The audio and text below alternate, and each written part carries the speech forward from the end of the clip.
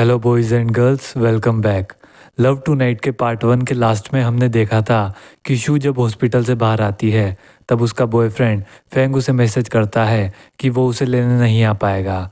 तभी मिस्टर मो शू को उठाकर अपनी गाड़ी में बैठा देता है। अब ड्रामा के आगे की स्टोरी स्टार्ट करते हैं। मिस्टर मो भी अब गाड़ी में बैठ जाता है और शू को उसके घर पर ड्रॉप कर देता है। शू कहती है कि अब वो चली जाएगी। मिस्टर मो भी वहाँ से निकल जाता है और बार में आ जाता है। ये बार वही होता है जो हमें पहले भी बताया गया है। मिस्टर मो के ये तीनों दोस्त होते हैं। वो लाल बाल वाली लड़की बताती है कि मिस्टर मो एक लड़की को शायद पसंद करने लगा है। मिस्टर मो वहाँ से चला जाता है। अगले दिन शू को ऑफिस आने पर पता चलता है कि उनके ऑफिस के कई सारे लोगों को निकाला जा रहा है। शू इसके बारे में अपने बॉस से बात करती है कि उन्हें अपने एम्प्लॉयज़ को इस तरह से फायर्ड नहीं करना चाहिए। तब मिस्टर मो कहता है कि जिन लोगों की कंपनी को ज़रूरत नहीं है उन्हें निकालना ही होगा। शू अपने एम्प्लॉयज़ के पास आती है और कहती है कि वो अच्छा परफॉर्मेंस नहीं दे रहे हैं, इसलिए उन्हें अच्छा परफॉर्मेंस देना होगा। बाद में शू घर पर आती है। वहाँ पर फेंग क्वी और उसका भाई शूवी भी होता है। शूवी का दोस्त कहता है कि अगर वो फेंग क्वी को पसंद करता है तो उसे ये बता देना चाहिए। शूवी उससे बात करने की कोशिश करता है। तभी फेंग क्वी की स्टिक शू पर लग जाती है, जिससे शूवी के पीछे पड़ जाती है और पूरा काम खराब हो जाता है।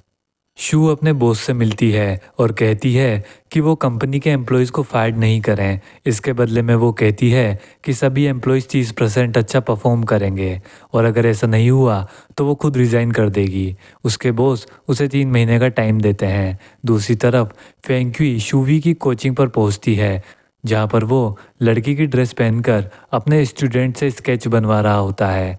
फेंग क्वी उसे देखकर बहुत हंसती है। शूवी की अपनी क्रश के सामने बहुत ज़्यादा बेइज्जती हो जाती है। शू एक रेस्टोरेंट में मिस्टर मो को इनवाइट करती है क्योंकि उसकी वजह से ही उनके एम्प्लॉयज़ को 3 महीने का टाइम मिला है। शू कहती है कि मिस्टर मो इतने ज़्यादा भी बुरे नहीं हैं जितना वो समझती थी। शूवी भी फेंग क्वी को ट्रीट देने के लिए एक जगह पर लेकर जाता है जहाँ पर वो खाना ऑर्डर करते हैं। शूवी को लगता है कि फेंग क्वी उसमें इंटरेस्टेड है, लेकिन वो तो शूवी को एक बच्चा ही समझती थी क्योंकि उसने उसे बचपन से बड़े होते हुए देखा था। घर पर जाते टाइम मिस्टर मो शू को कार चलाने के लिए कहता है और जब वो कार चलाती है तो वो सो जाता है। शू उसे देख रही होती है तो मिस्टर मो कहता है कि सामने देखकर गाड़ी चलाओ, कहीं तुम मुझे देखती रहो और सामने हम सीधे स्वर्ग ना पहुंच जाएं। फेंक्वी भी शूवी के साथ डिनर करके जाने लगती है और कहती है कि अगली ट्रीट वो शूवी को देगी। शूवी फेंक्वी को और भी ज़्यादा पसंद करने लगता है। अगले दिन मिस्टर मो से मिलने के लिए मिसलीन आती है।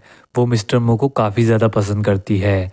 मिसलीन काफ़ी अमीर भी होती है और वो पहले मिस्टर मो के पास ही काम किया करती थी, तभी से उसे मिस्टर मो काफ़ी ज़्यादा पसंद है। लेकिन मिस्टर मो उसमें इंटरेस्टेड नहीं होता है।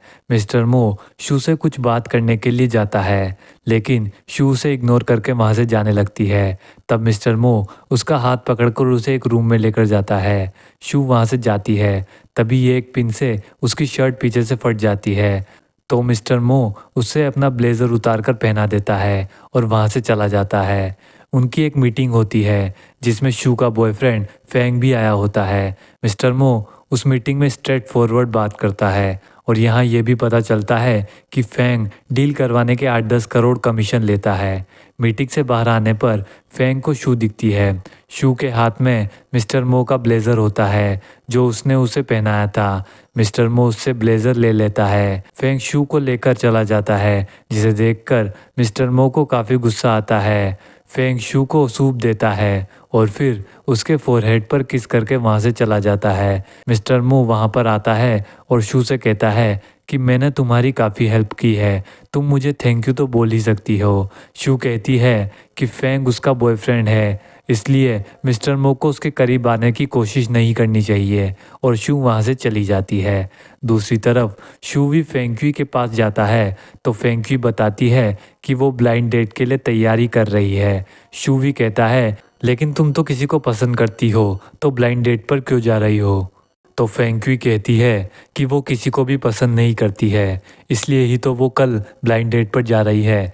शू के ऑफिस में उसके बॉस से उसे पता चलता है कि शू के बॉयफ्रेंड फेंग ने कंपनी पर केस कर दिया है और वो भी शू के नाम पर। शू फेंग से बात करती है तो फेंग उससे सॉरी कहता है और शू को परेशान न होने के लिए कहता है, लेकिन शू वहाँ से चली जाती है। शू जब ऑफिस में आती है तो अंदर ही अंदर वो मिस्टर मो के बारे में ही सोच रही होती है, इसलिए वो उससे मिलने के लिए उसके ऑफिस में पहुंच जाती है। मिस्टर मो का मैनेजर वोंग जी कहता है कि मिस्टर मो यहाँ पर नहीं है। तब शू फाइल से रूटीन देखकर पता लगा लेती है कि वो स्विमिंग पूल में है। शू स्विमिंग पूल में जाती है, वहाँ पर मिस्टर मो होता है। शू ऑफिस के बारे में कुछ बात करने लगती है। तब मिस्टर मो उससे बात कर ही रहा होता है, तभी शू पूल में गिर जाती है। शू को तैरना नहीं आता है, इसलिए वो डूबने लगती है। तभी मिस्टर मो उसे बचा लेता है। शू कहती है कि आज जो मिस्टर मो ने शू की हेल्प की है, ये एहसान वो कभी नहीं भूलेगी और ये इसे चुका देगी। मिस्टर मो कहता है कि ये कोई एहसान नहीं है। फेंक्वी एक ब्लाइंड डेट पर आई होती है जहाँ पर उसे अच्छे लोग नहीं मिल रहे होते हैं। एक आदमी कहता है कि उसे 3-4 साल में 2 बच्चे चाहिए और एक लड़का तो अपनी मॉम से फ़ोन पर बात करता हुआ वहाँ से निकल जाता है। तब वहाँ पर शू भी आ जाता है तो फेंक्वी कहती है कि तुम यहाँ पर क्यों आए हो। तभी वहाँ पर एक आदमी आता है। फेंक्वी शूवी को अपना छोटा भाई कहकर वहाँ से भगा देती है। बेचारे शूवी की इस टाइम पर भी बेइज्जती हो जाती है। शूवी दूसरी टेबल पर बैठ जाता है। उसके सामने बैठी लड़कियों को तो वो देख भी नहीं रहा होता है। उसका ध्यान तो सिर्फ फेंक्वी और उस आदमी पर होता है। एक लड़की उसके चेहरे पर पानी फेंक कर भी वहाँ से चली जाती है। फेंक्वी और वो आदमी जब बाहर जाते हैं तो शूवी भी उनका पीछा करता है। वो आदमी फेंक्वी को ज़बरदस्ती पकड़ने लगता है। फेंक्वी उसे मना करती है। तभी वहाँ पर शूवी भी आ जाता है और उसे मारता है, लेकिन उसे चोट भी लग जाती है। फेंक्वी कहती है कि उसे पता नहीं था कि वो आदमी ऐसा होगा। शूवी कहता है कि तुम्हारे पास घर है, तुम जॉब करती हो और सेल्फ इंडिपेंडेंट भी हो, तो शादी करने की इतनी भी क्या जल्दी है।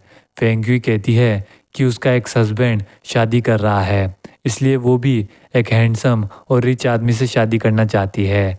शूवी को ये बात अच्छी नहीं लगती है क्योंकि फेंक्वी अभी भी खुद को अपने एक्स हस्बैंड से कंपेयर कर रही होती है।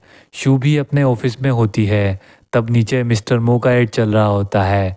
उसे देखने वो जाती है, तभी वहाँ की लाइट चली जाती है। मिस्टर मो को पता होता है कि शू अकेली है, इसलिए वो भागकर उसके पास जाता है। शू के पैर में दर्द हो रहा होता है तो मिस्टर मो उसका पैर देखने लगता है। शू उससे मना करती है, लेकिन वो उसकी बात नहीं सुनता है। मिस्टर मो कहता है कि घर जाकर इसमें आइस क्यूब लगा लेना। अब ये दोनों वापस आने लगते हैं। तभी शू का पैर सीढ़ियों से फिसलता है। तभी मिस्टर मो उसका हाथ पकड़ लेता है और उसे धीरे धीरे लेकर आता है। मिस्टर मो उसे कल एडवर्टाइजमेंट देखने के लिए भी इनवाइट करता है। जब ये दोनों वापस आते हैं तो वहाँ पर फेंग इन्हें मिल जाता है। फेंग शू और मिस्टर मो से पूछता है कि वो दोनों एक साथ क्या कर रहे हैं। मिस्टर मो कहता है कि हर प्रोजेक्ट की जिम्मेदारी उसकी ही होती है, इसलिए वो अपनी एम्प्लॉय शू के साथ कहीं भी जा सकता है। इन दोनों को साथ में देखकर फेंग को थोड़ा शक होता है। बाद में वो कार में भी इस बारे में शू से बात करता है तो शू उससे कहती है कि वो सिर्फ एक साथ काम करते हैं, इसके अलावा उनके बीच में कुछ भी नहीं है। अगले दिन फेंग ने मिस्टर मो, उनके कंपनी के चीफ गेस्ट और शू को लंच के लिए बुलाया होता है। लंच करते हुए वो लोग मिस्टर मो से भी कहते हैं कि उसे भी अब शादी कर लेनी चाहिए। फेंग उससे पूछता भी है कि तुम्हें कैसी लड़की पसंद है, तो मिस्टर मो एक डिश का नाम लेता है कि अगर वो डिश उस लड़की को पसंद हो तो मैं उस लड़की से शादी कर सकता हूँ। इसके बाद मिस्टर मो शू से डायरेक्ट पूछता है कि क्या उसे वो डिश पसंद है, तो शू कहती है कि हाँ उसे वो डिश पसंद है। ऐसा कहने पर फेंग की यहाँ पर इंसल्ट हो जाती है क्योंकि मिस्टर मो साफ साफ शू में इंटरेस्टेड था, ये सभी को बताना चाहता था। बाद में बाथरूम में जब मिस्टर मो और शू मिलते हैं तो मिस्टर मो शू का हाथ पकड़ लेता है और फेंग को छोड़ने के लिए कहता है। तभी वहाँ पर फेंग के आने की आवाज़ आती है और वो दोनों एक जगह पर चले जाते हैं। फेंग दरवाजे चेक करता है और वो दोनों जहाँ पर होते हैं उस दरवाजे को भी वो खोलने ही वाला होता है। तभी उसके पास किसी का फ़ोन आ जाता है और वो वहाँ से चला जाता है। शू भी फिर वहाँ से चली जाती है। उनकी कंपनी में एक मीटिंग चल रही होती है जिसमें मिस्टर मो की प्राइवेट लाइफ के बारे में फेंग कुछ कमेंट कर देता है। तो मिस्टर मो उससे कहता है कि उसकी पर्सनल लाइफ के बारे में फेंग इतना इंटरेस्ट क्यों ले रहा है।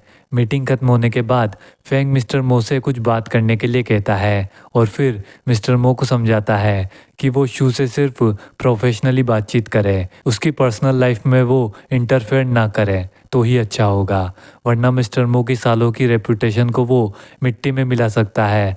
मिस्टर मो कहता है कि इस वार्निंग से उसे कुछ भी फ़र्क नहीं पड़ता है। ये कहकर मिस्टर मो वहाँ से चला जाता है और शू और फेंक्वी जहाँ पर होते हैं वहाँ पर जाता है। वो शू से कल रात के लिए माफ़ी मांगता है। शू कहती है कि मिस्टर मो को अपनी लाइन क्रॉस नहीं करनी चाहिए। मिस्टर मो उससे कहता है कि आगे से वो ध्यान रखेगा कि इस लाइन को वो कभी क्रॉस ना करे। अगले दिन मिस्टर मो का एक इंटरव्यू होता है जिसे शू भी वहीं बैठकर देख रही होती है। शू के पास बैठा एम्प्लॉय कहता है कि मिस्टर मो बहुत हैंडसम है, ये कमेंट्स आ रहे हैं। तो शू कहती है कि मिस्टर मो एक अच्छे इंसान हैं। इंटरव्यू खत्म होने के बाद वो एम्प्लॉय मिस्टर मो को बताता है कि आज तो शू ने आपकी तारीफ़ की है। मिस्टर मो कहता है कि ऐसा काफ़ी कम होता है जब शू उसकी तारीफ़ करे। दूसरी तरफ शू भी फेंक्वी से मिलने के लिए एक रेस्टोरेंट में फिर से पहुंच जाता है। फेंक्वी कहती है कि तुम बार बार छोटे बच्चों को पेंटिंग सिखाने की जगह मेरे पीछे क्यों आ जाते हो। इनकी बातें चली रही होती है तभी उस रेस्टोरेंट में फेंक्वी का एक्स हस्बैंड आ जाता है जिसे देखकर फेंक्वी नर्वस हो जाती है। उसके एक्स हस्बैंड के साथ उसकी मंगेतर भी होती है। शू भी बताता है कि वो फेंक्वी का मंगेतर है। उसने ऐसा इसलिए किया होता है ताकि फेंक्वी अनकंफर्टेबल फील ना करे। ये दोनों फिर वहाँ से चले जाते हैं। ऑफिस में शू को कुछ काम होता है तो वो कहीं जा रही होती है। तभी वो मिस्टर मो से टकरा जाती है और उसके डॉक्यूमेंट्स नीचे गिर जाते हैं और तभी मिस्टर मो अपनी जगह शू की पेन ड्राइव उठाकर वहाँ से चला जाता है। आगे क्या होता है ये मैं आपको अगली वीडियो में यानी कि पार्ट 3 में बताऊँगा। तो मिलते हैं नेक्स्ट वीडियो में, तब तक के लिए सी यू गाइस।